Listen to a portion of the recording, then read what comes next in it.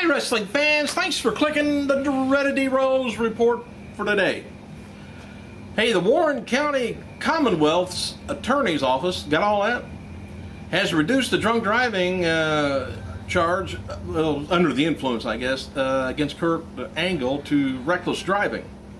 The Assistant Commonwealth's Attorney Michael Fleming disclosed that the amended charge during a hearing, it was yesterday I guess. Angle, however, still facing the same penalties, a maximum of 1 year in jail and $2,500 fine. Fleming refused to comment on the reason why he admitted the charges. Trial date set for November 8th.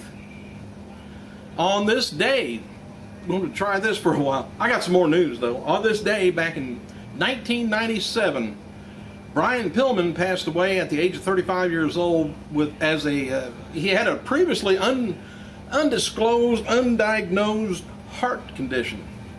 And Pillman was scheduled to wrestle Dude Love, of all things, Mick Foley, at WWF's Bad Blood pay-per-view that night, and Goldust the next night on Raw. Former WWF champion. I think she was she might not have been a women's champion, come to think of it. Diva Terry Runnels, she turns 45 years old today. And as noted before, WWF is returning to Madison Square Garden, looks like in just a few weeks after the Survivor Series pay-per-view on Tuesday, December 27th, on the Holiday Raw Tour. Tickets for the show goes on sale October 8th. If you got your money, well, you got a while to save your money up. Not too much. As noted before, Hulk Hogan, by the way, is re-signed with TNA, and that means that Eric Bischoff's going to be sticking around for a while because his nose is stuck. Hogan is in Los Angeles this week filming a new commercial for Rent-A-Center with NFL legend Troy Aikman.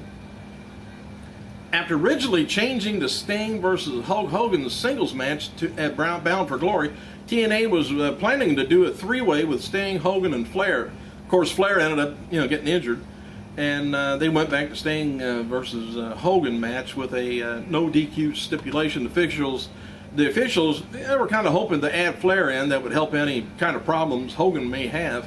And how do you think that match is going to turn out? Is that just going to be a flop?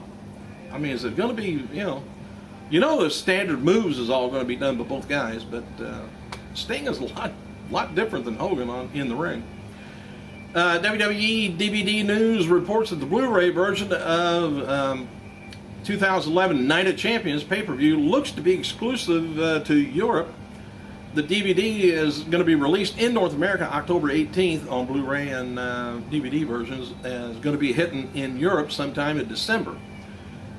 DVD Blu-ray specials features a lot of extra stuff on here.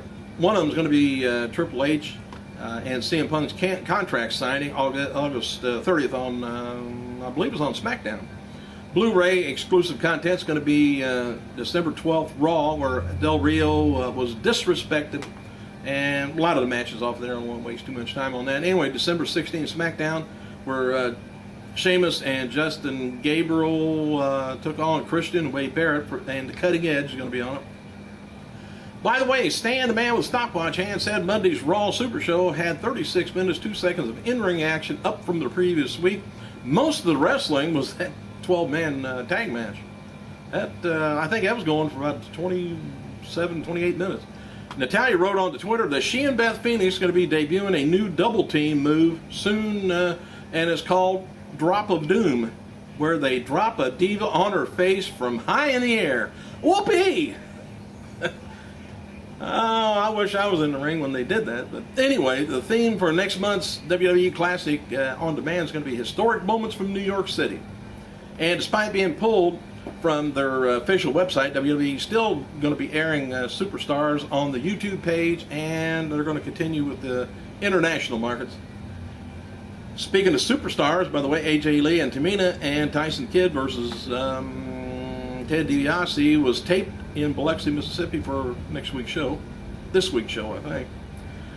Roddy Piper, who recently had neck surgery, was forced to pull out of an appearance in Orlando this weekend. He said, standing up to the plate, my neck needs 1 more week to heal. And he said, I'll be stronger than before, which may not mean much.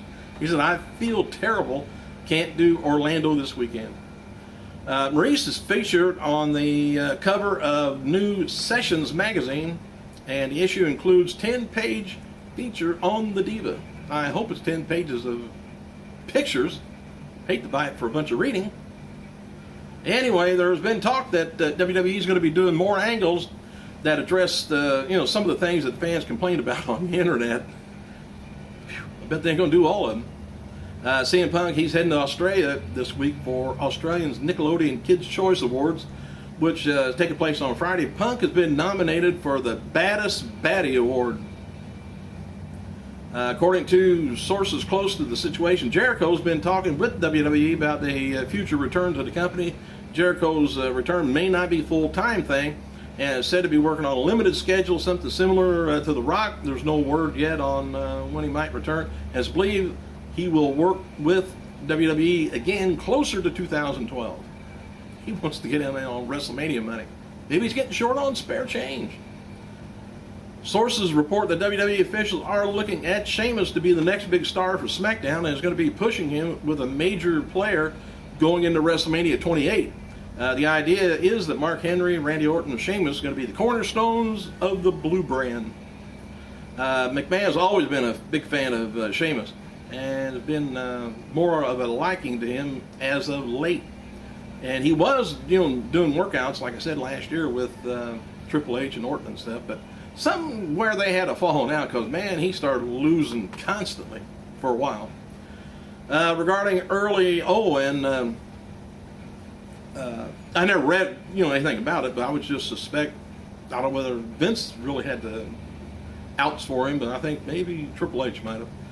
Regarding early ideas about WrestleMania 28 next year, and it's likely that changes, may change several times, but Sheamus challenging Mark Henry for the World Heavyweight title has kind of been penciled in.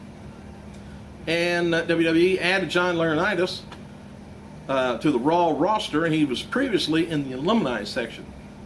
As noted before, CM Punk scheduled to defend or feud with Alberto Del Rio for the next few WWE pay-per-views, and the company is getting ready to go full-blown and with his push after being surprised by a recent merchandise surge in numbers. Don't know why.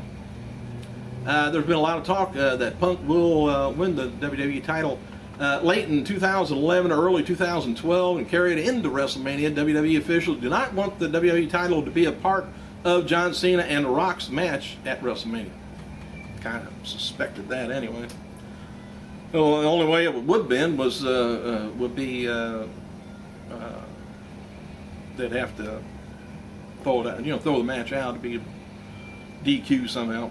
Anyway, the update, the earlier Raw ratings. This week's Super Show did a 3.05 cable rating, with an average of about 4,270,000 people. The first hour did a 2.95, while the second hour did a 3.14. So it went up quite a bit, and which is supposed to, but the last few weeks it had gone down in the second hour.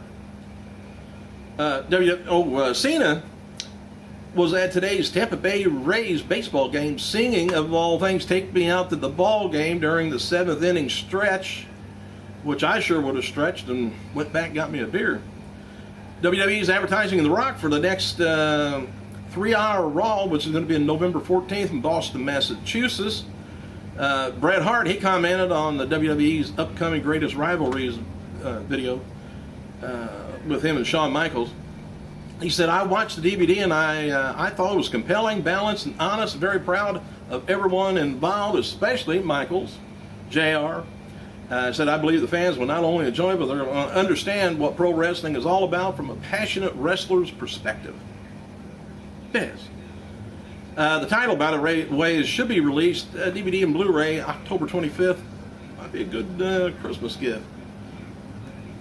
All right, November WWE Classics on Demand is going to be highlighting what took place, like I was telling you, in Gotham City, SmackDown. And they released a lot of, some of the video footage they've been releasing is Randy Savage and Miss Elizabeth's wedding in the 1991 SummerSlam. And it's kind of an odd show. Hey, thanks for clicking, you guys. I got to go.